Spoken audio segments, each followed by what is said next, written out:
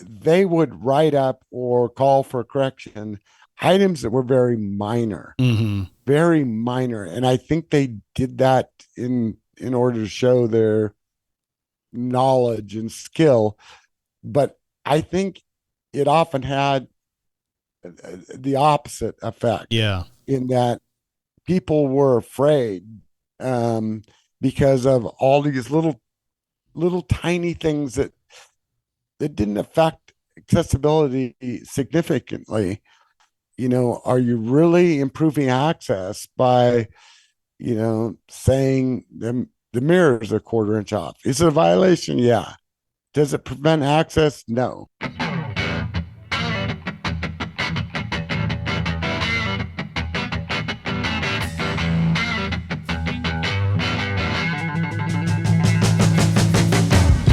Well, hello and welcome to the ADA Shop Talk podcast. I'm your host, Paul Klein. And if you are an ADA coordinator, government official, architect, or accessibility specialist trying to better understand the ADA, then you are in the right place. The ADA Shop Talk is brought to you by BlueDag. Check out BlueDag's Transition Plan Builder and Inspection Suite over at bluedag.com. So, many of you listen to the show quite frequently, and sometimes I do solo shows, sometimes I have guests, but today I got a very special guest, someone who's been my partner for a long time in crime and an influence on me and keeps me straight, and just love him to death, and that's Mark Wood. How you doing, Mark? Hey, good, Paul. Thanks for having me.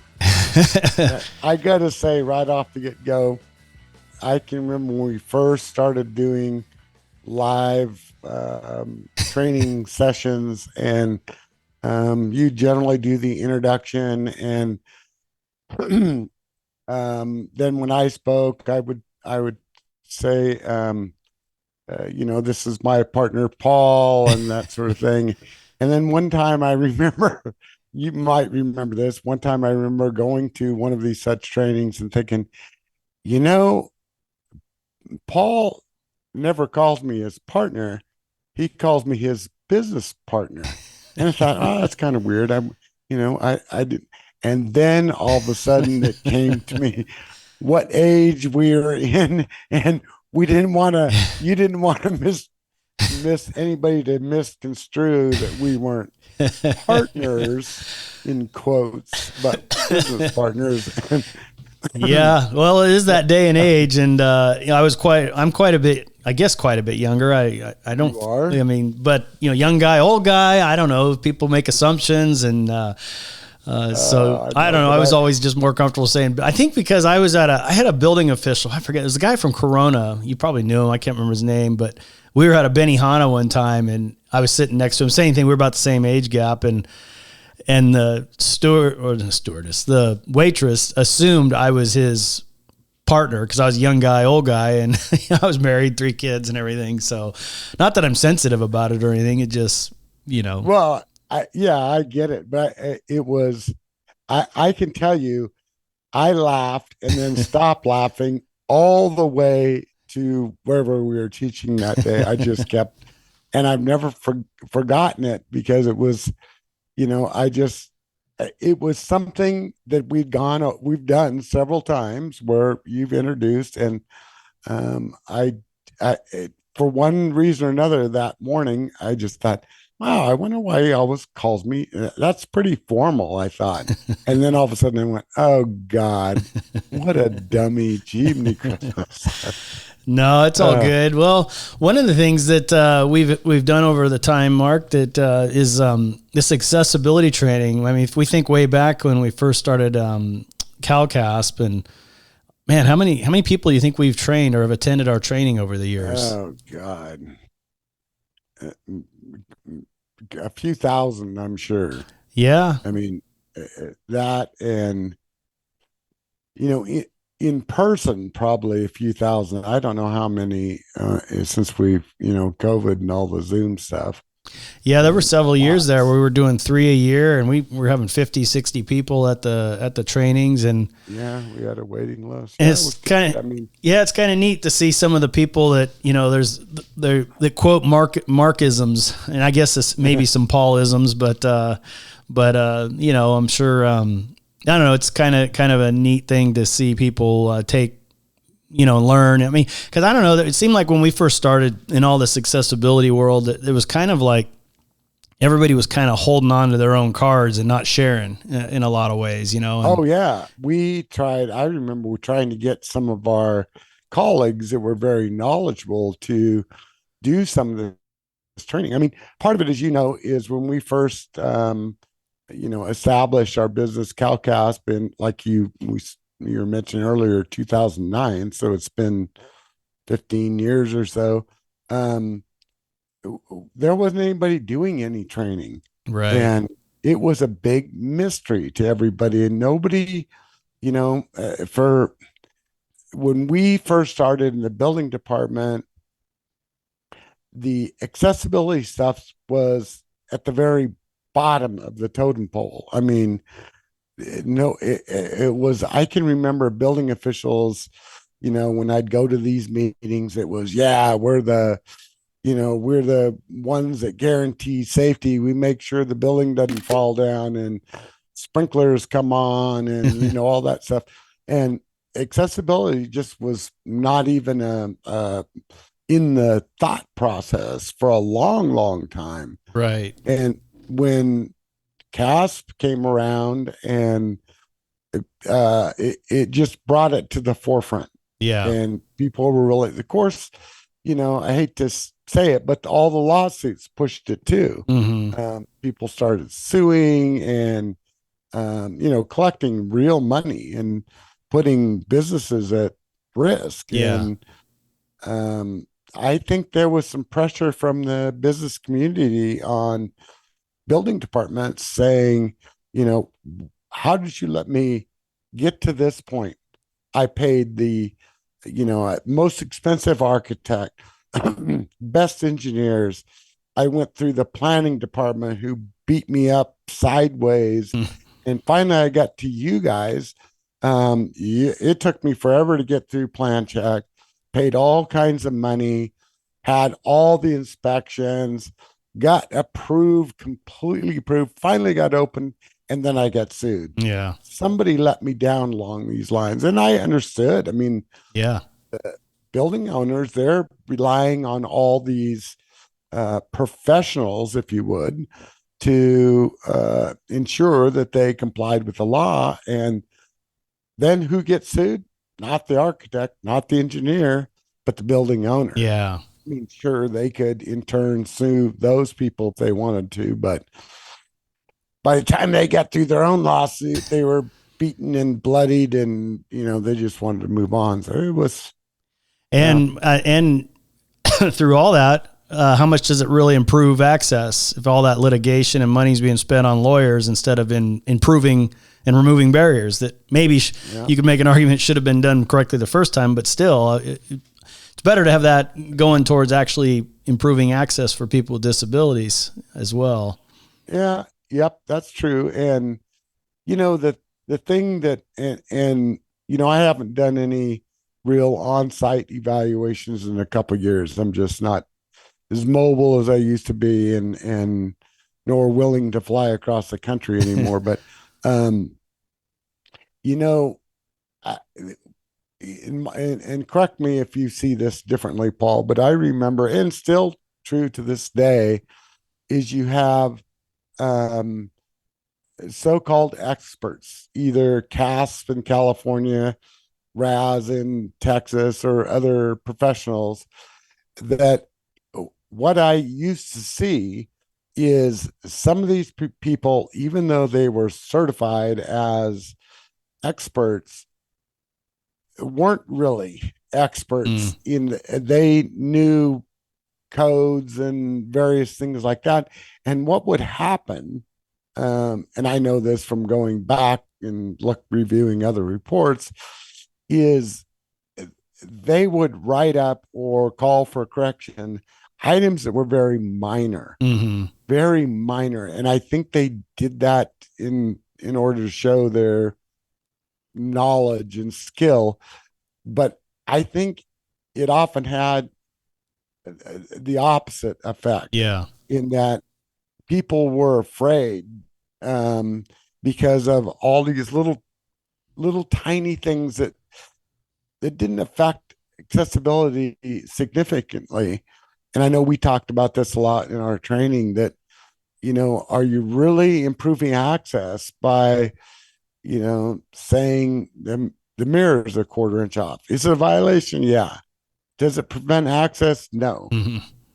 I don't know, you know, Yeah, no, I think that's an excellent point. That's kind of a missed, concept on a lot of people, especially newer folks in the industry, I think, because you can, if you have a small mom and pop flower shop and you go in there and you throw a 400-pound binder with 6,000 pictures and every little barrier that's an eighth of an inch, 16th of an inch off, 2.1% off, they're going to throw that thing away and never look at it again and hope they never hear about the ADA again.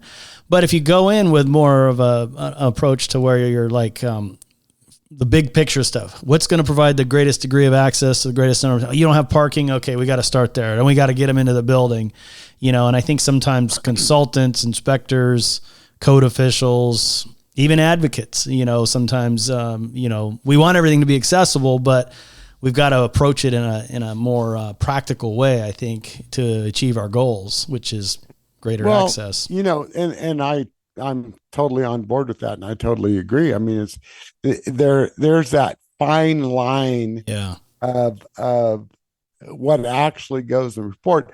For example, we keep talking about quarter inch, eighth inch, 1% off, that sort of thing. There is a time when you might write that up in your report due to the fact that there is other work that has to be done, and you want to make that is very similar. So you're going to have that trade out there. It's probably a good thing to let them know, hey, when you do this, have them do this as well, even though it's off, very small margin. There isn't a lot there.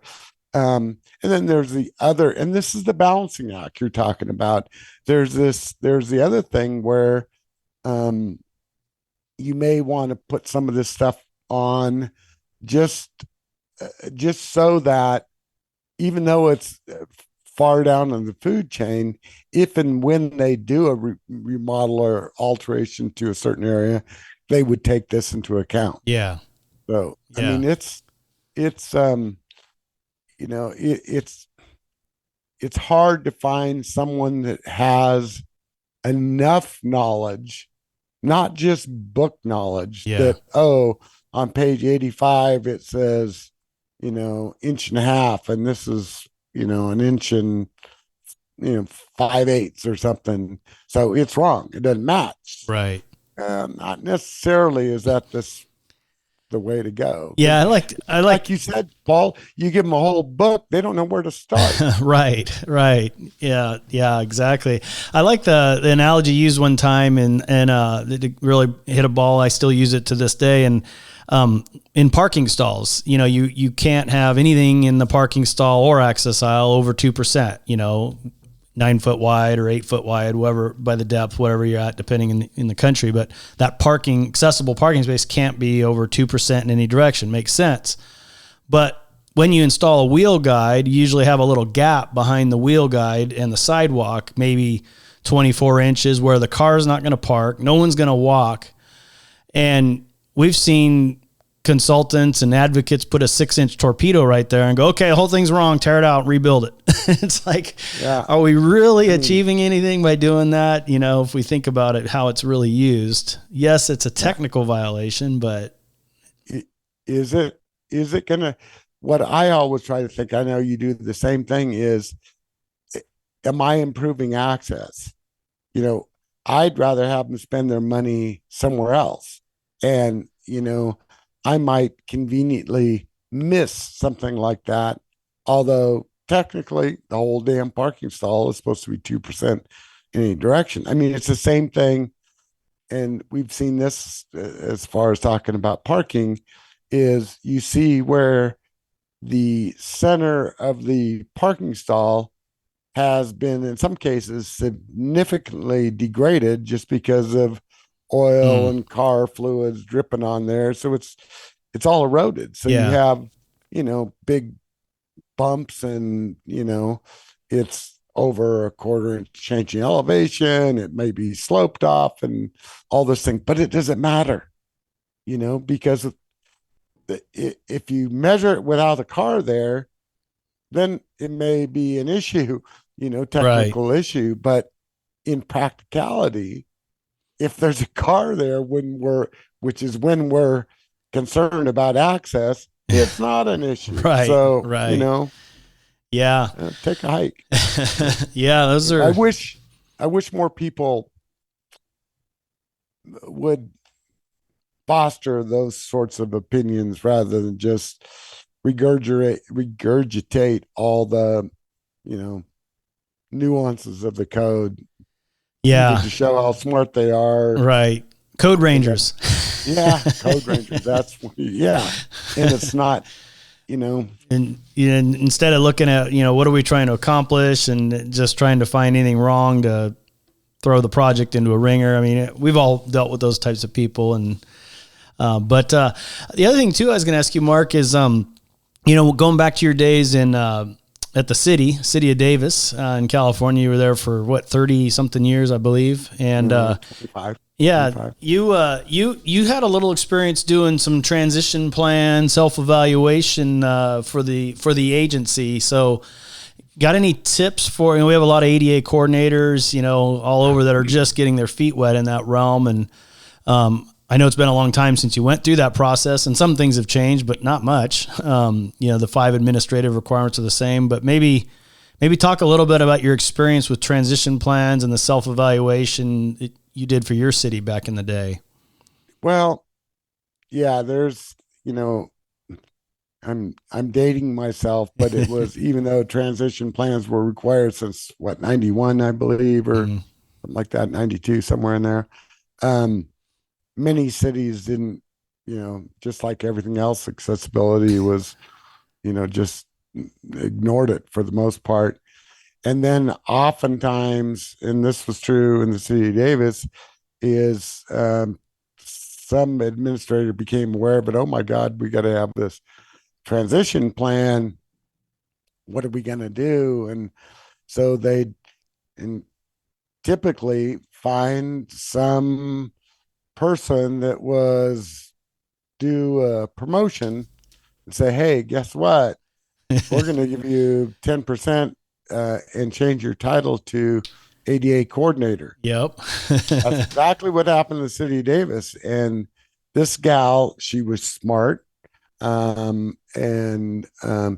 She didn't have a clue about accessibility. Mm-hmm. And the administrators didn't know what they were talking about. They thought you filled out some forms. It was an administrative job, which it is, but it takes someone and this poor gal, she called me up and was saying, oh, what do I do? And I'm going, oh God, they never even consulted me. Oh, wow. I didn't know a thing about it until that they were going after this ADA coordinator. I had told them we need one. We need a transition plan many times, but all of a sudden this gal called me up and said, hey, guess what? I'm the ADA coordinator. Can you help me out? And I went, oh God. Yeah, so yeah, we actually hired a consultant, this gal who I met for the first time and has been around for a long, long time, Gilda Puente Peters. Oh yeah. The city hired her again. Not that I needed to be consulted in this, but she all of a sudden came to me and said, hey, I'm here. I'm going to help you with your transition plan. I'm going, okay, good. And she actually did a very good job and became a friend of mine since that time. Yeah. And so what we did was we set out and evaluated all the city properties, pretty much everything, not everything for sure. A lot all of the public facing stuff mainly. Yes, all the public place, sewer treatment plants, public works yard for the most part. The public office at the public Yeah. works. Anyway, so we did all those buildings, and then um, we got a group together of citizens, including all walks of life and every disability we could think of, that we could find somebody who's willing to do this. And we tried to determine, we had a limited budget, obviously, like most of us. We tried to determine where we can get the most bang for our buck. Yeah. The greatest level of access for the greatest number of people. Yeah. And that's where we focused our energy. Yeah. Instead of trying to worry about, we don't have enough money to fix everything, we're in violation. You just controlled what you could. Still in violation. Yeah. Yeah. So even if you had all the money, it's not going to get fixed tomorrow. So you're still in violation. So you might as well just tackle it. But I think that's an excellent tip there is involving the disabled and the community and constituents, and important piece that a lot of people forget, I think, or leave out in their process sometimes. Oh, it's so important. I mean, and they were, it did two things. It helped us to understand more fully. We had a pretty good idea of where we needed to focus our attention.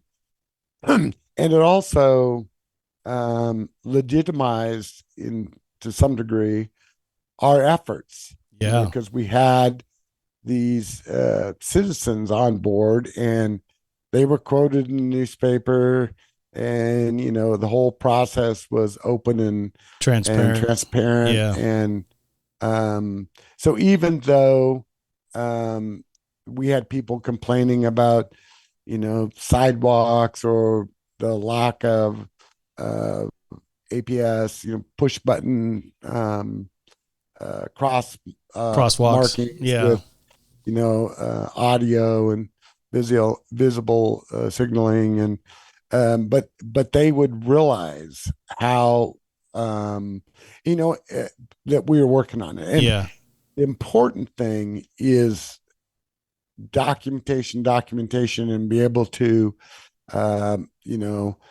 document your findings, your process, and your accomplishments. Yeah. That is so important. And I don't mean to be an advertisement here, but the transition plan builder in BlueDag is amazing tool for that, just because it leads you by your nose and helps you to ensure that you get all the pieces right and documented clearly. I mean, it's just a unique and indispensable tool. So I won't talk about that anymore, but I know this isn't a BlueDag commercial, but it's amazing what they've done over there. Definitely. And that living transition piece is so, rather than having a binder, having something that stays with the agency is super important. And that's another thing you mentioned that, Paul, so I'm going to pick up on it, is it's a living document. Yeah. It's not, you don't do a transition plan and say, oh yeah, and then, shove it away, dust it off and pull it out every once in a while. It happens. The city might buy a new property, or there might be a damage to a property that their own property, they have to upgrade, or, I mean, it is a living document for sure. Yeah. Going back to your committee that you completed, one of the pushbacks I hear sometimes when I'm working with some of our clients at BlueDag, and even my consulting clients, is, well, we're afraid we don't want to open it up to the community because then they'll know we're not compliant and we'll increase our liability, and they'll use the information against us. So it's the old adage of, if a city, county agency's debating whether to have that community involved in the process or just handle it internally and kind of behind the screens a little bit, Do you have any counter arguments? Paul, the exact opposite is true. The exact opposite. The more community involvement there is, the better documentation there is, the more transparent it is, the more buy-in you get.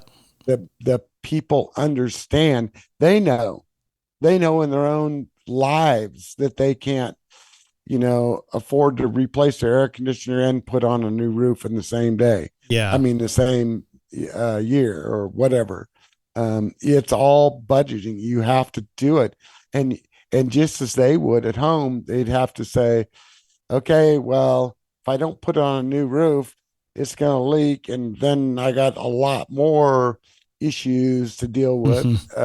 So I am going to do that over replacing the air conditioner. I'll just put a little swamp cooler in for now. And that's exactly the way this goes is, where are you going to, and you and I have said this forever, where are you going to provide this greatest level of access to the greatest number of people?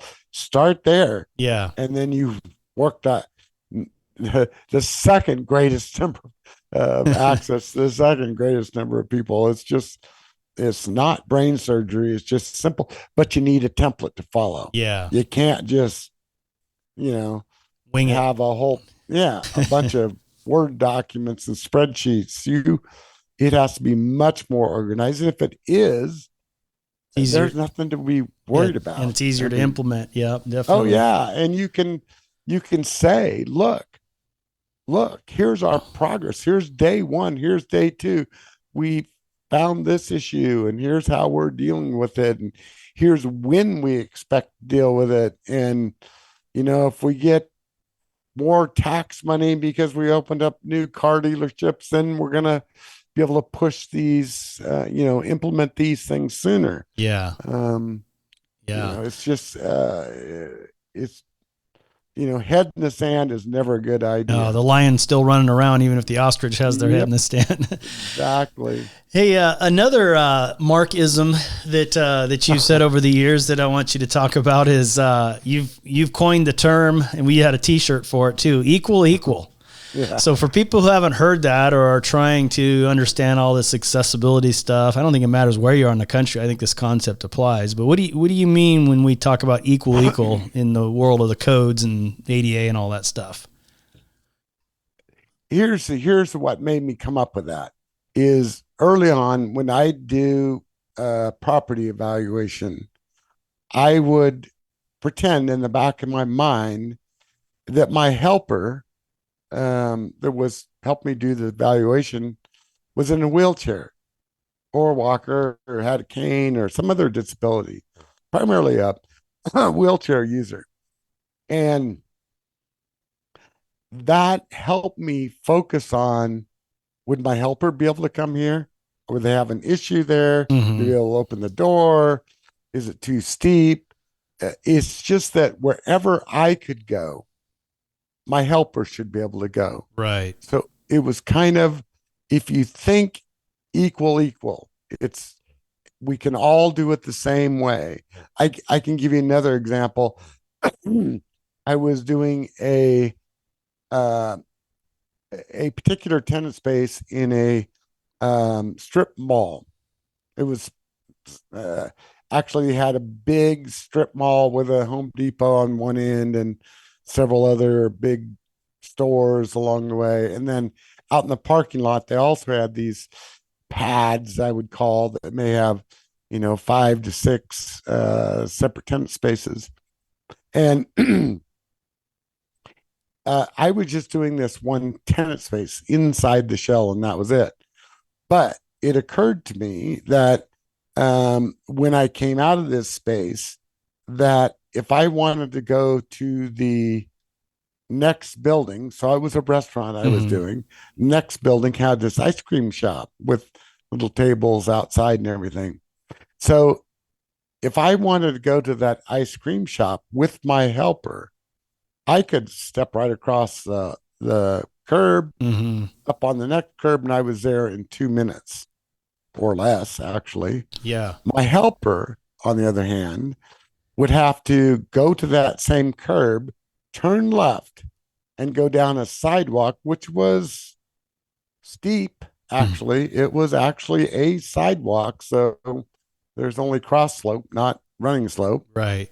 down to actually to a cross street, go across the cross street, across the traffic, and up the other side to get to this ice Same. cream shop. Oh, wow. And I'm just going, wow. I mean, it was quite a little jaunt, not huge, but going downhill and uphill and and then you complicate that by saying, oh, it's pouring down rain outside. So, I mean, it's just like, Yeah.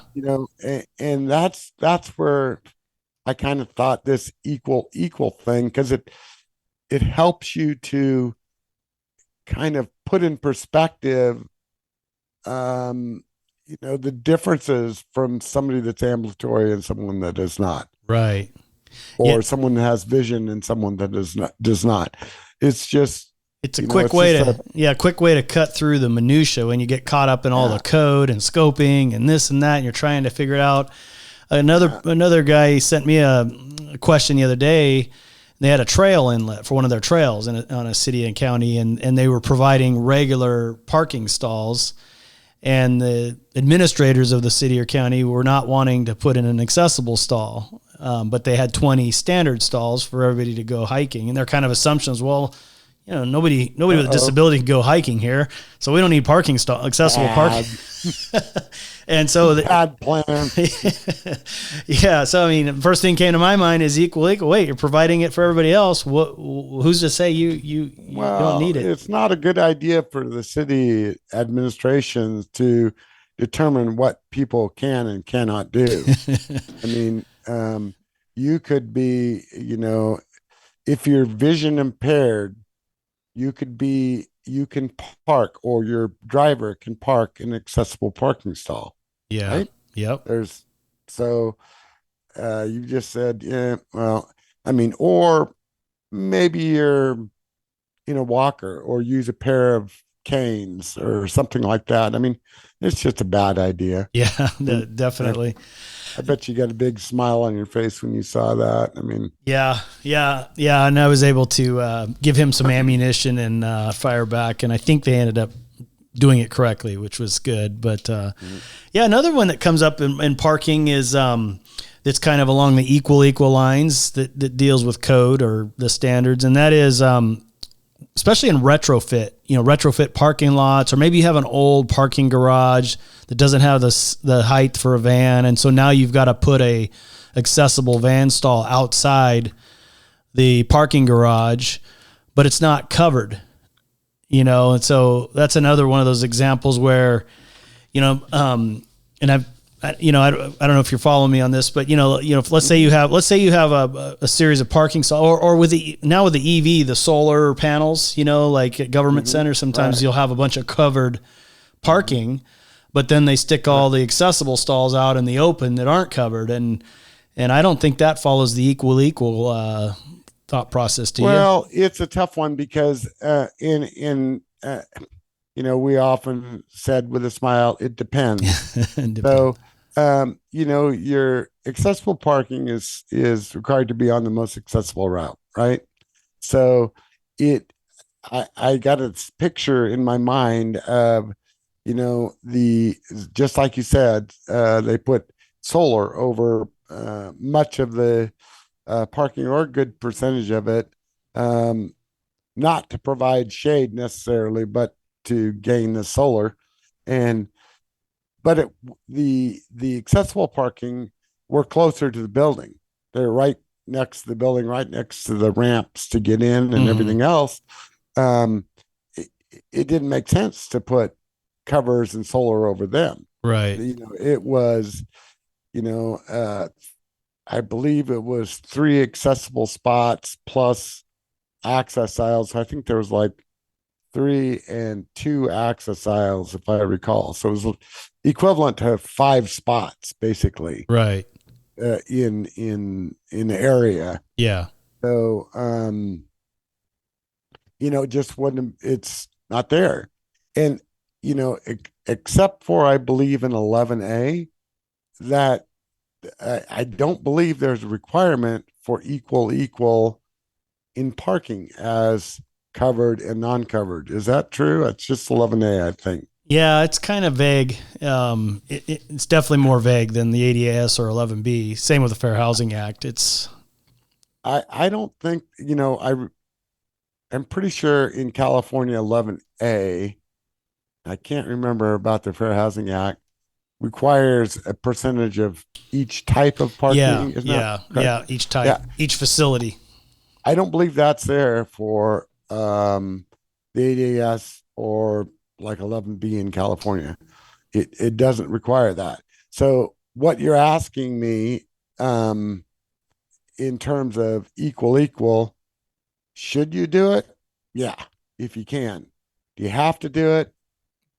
I don't see Code path. that being. I don't see a code path to it. Yeah. And it's interesting that you should mention this, if you don't mind me digressing a little bit. Have I ever stopped you from digressing? No. So it's funny because what is today's? Anyway, just a couple of days ago, I had a call from an architect whom I did a hotel for 5 years ago. Yeah. And they're still working on the project. So, and it was exactly this. It was exactly or very close. Yeah. What they had was this hotel was a large hotel and had a portiere out front. And then steps and several steps, like 8, maybe even a few more. It's been a while since we were there. Going up to the front door. All right. On both sides, if you went to the right or the left at the right prior to the steps, you could access a ramp a switchback ramp that would lead you up to the main entrance of the facility. One of those ramps was fairly compliant. It had some handrail issues. The other one was horrible. It didn't work whatsoever. But that wasn't a problem necessarily, nor did we write that up. But what happened was, and I don't know how this turned out, the architect called me and said they did a walkthrough with the building official in this city and the plan checker. And they're saying that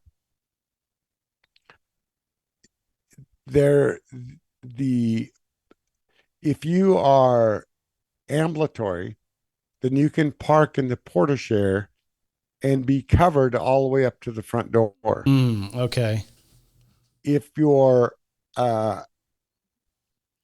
mobility, you have a mobility disability, you can still park in the portiere, but you have to walk out from underneath the portiere to get to the ramp. Oh. And then go up to the front of the building. Out into the elements and then in. And same with the parking. The actual accessible parking, which was very close to the ramp. But you would have to walk up that way. And the building official was kind of adamant that wasn't going to work. Yeah. And the architect called me and said, "What do you think?" And I'm saying, "Yeah, I don't know how we can get there." Yeah. I mean, do I think it's a good idea? Yeah, I like that idea. But I would need to see a code path before I would spend a ton of money, is what it would be, to make it, quote, equal. Right, it's right. not. I mean, and this is an old existing hotel. If it was new, I think I would, you'd be in a better position to influence better design or best practice. But yeah. No, that's great stuff. I know we're almost up on the time. Can you go a little bit longer? Yeah, sure. So I got a good one. I won't ask you. I already had to cancel my golf. I know. Sorry, everybody. Mark I got golfs nothing. 3 days a week, so he canceled his golf session for today. Yeah. And if you know Mark, one thing you don't ask him about, otherwise this will turn into a 2-hour podcast, is truncated domes. So I'm not going to talk about detectable warnings or truncated domes, Yeah, but thank you. am going to get your. I love your story, and I think this would be great for the listeners to capture this on today's show, and that is readily achievable barrier removal. You know, you got a great story and example of how that works. I thought maybe we could close with that concept, because so many people, I mean, it's totally different than program access, which is in the Title II government world. But for those of you that are working with readily achievable and in these old buildings and trying to make them comply, private entities, maybe you could riff on that a little bit, Mark, kind of how you do in our training, you know, to explain that concept in a simple way. Are you talking about my coffee house example? Yeah, your Starbucks and coffee, mom and pop flower shop. So, all right. So let's just go with this. Back in '88, my wife had this idea to open up a coffee shop, and I thought that's crazy, but you know, I went along with it. So we bought this old, house that was downtown. It's been empty for a while. We kind of cleaned it up, and it had steps going up to it, but didn't think a thing of it. And we made a coffee house out of it. And I'll be damned if we didn't start making some money. I couldn't believe it. People would go, just to buy a cup of coffee. I mean, we didn't have anything. Well, we sold coffee, period. It was either dark or light. Yeah. Cream and sugar. And that was about it. But we did good. People liked to come. They'd sit out the porch, drink coffee. So then the ADAS and readily achievable came into the law in '93, I believe.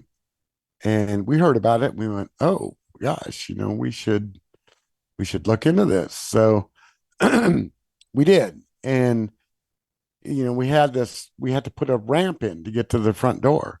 The door was too narrow.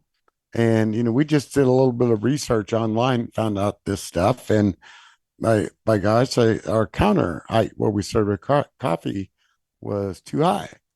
So we we're going, oh man, we should take care of this. Well, about that time, Starbucks came into town, and they serve lattes and grandes and milk and cream and hazelnut and all this stuff, and they had pastries and all kinds of stuff. I mean, it was and boy, our business just dropped to nothing. Everybody was over at Starbucks. So now we're stuck with this. We got this coffee shop. It's not accessible. Starbucks built a brand new building. It's perfect. And we're going, oh my gosh, what are we going to do? I mean, it was going to cost us $5,000 to put the ramp in, another $2,000 for open the door, make the door bigger. Forget the bathrooms for now. And the counter was too high. That was another $1,000 in itself too. So we're going, oh my gosh. And our business just fell. So the idea, so we're looking at this readily achievable, this new law, federal law. And well, a year ago, it was readily achievable for us to do it. We could have done this. We could have. Because profits were up at that time. Yeah, we had good money. We're doing great. And now we're just barely keeping the lights on. I mean, we're scraping by. So is it readily achievable for us to do now? Well, readily achievable fluctuates depending on, your income, you're the parent entity's income. There's a whole myriad of stuff that needs to be considered. Mm-hmm. and it's not readily achievable to us. So, what are we to do? Well, what we decided to do is two things. One is we put a sign out front with an ISA on it and a doorbell. Mm. And the sign said, ring this doorbell and we'll come serve you. It also had our phone number so that if you wanted to sit in your vehicle and call us, we'd bring the coffee, whatever you wanted, right out. Yeah. There you go. Yeah. Yeah. So we got something. And then the other thing we were able to do is there was no handrails coming up on these stairs. Mm. So, I'm kind of handy. So I built a handrail. So we're good to go. We did what we could do. We still know that at some point, if it became readily achievable, we'd have to put a ramp in. We'd have to fix the door and we'd have to lower the counter. There's no question, among other things, but those are the most important. Yeah. So so now, a year later, we're still sucking eggs and Starbucks come and knock on our door. They want to buy our coffee shop. Oh. They didn't have one within a block. So, they needed to have a new one. So we said, okay, yeah, great. Here, we sold it. Boom. Just like that. So, Paul, I'll ask you a question now. What is Starbucks' responsibility for readily achievable? Well, they bought the same building, same amount of barriers, but their resources and ability to remove barriers just spiked way Far higher. exceeded us. Yep. Yeah. Yeah. So for Starbucks, there is no barrier too great for them. I mean, none, zero. They need to They mitigate need to make it accessible. Yeah. Period. And in fact, even after they bought our coffee shop, even if it still sucked just because it was a bad location, nobody came. They all continued to go their new original one for whatever reason. Just because that particular Starbucks didn't make money does not relieve them from their responsibility to remove barriers, because it is the ability of the entity, not the individual store location. Yeah. The parent entity as a multi-billion-dollar company can't claim $5,000 at some restaurant that's not doing very well, isn't readily achievable. So no, that's bad. So that's excellent. That's a great way to understand that concept, and I think that's a important one that a lot of people struggle with, and we tend to make it more complicated than we have to. And there's obviously a lot of scenarios in between mom and pop and Starbucks, but somewhere in there, your actual scenario is gonna be there and so forth. So no, that's great. The concept's the same. Yeah. Well, this has been great, Mark. I want to have you on again. If you guys liked Mark, email me and email Mark. But you can email me at pklein@bluedag.com. Maybe we'll do this again. What do you think, Mark? Yeah, I had fun. Paul and I used to do this years ago, and I'd go out to his office, and we're doing this one's via Zoom, but it's the same. We've worked together for long enough. We can kind of know what the other guys about the same. We had fun. I had fun today too. Yeah, no, that's great. Well, thanks so much for coming on. We'll definitely do it again. And thanks for, we could have spent another hour on a whole bunch of other topics. So, but I don't want to take up all your time. I think you and I have an adult beverage waiting for us in a little while. So it's Friday. We're recording this, and thanks so much, Mark, for coming on. And I hope we can do it again soon. I'm in. All right. Everybody else, have a great day, and we'll see you on the next show. Thank you so much.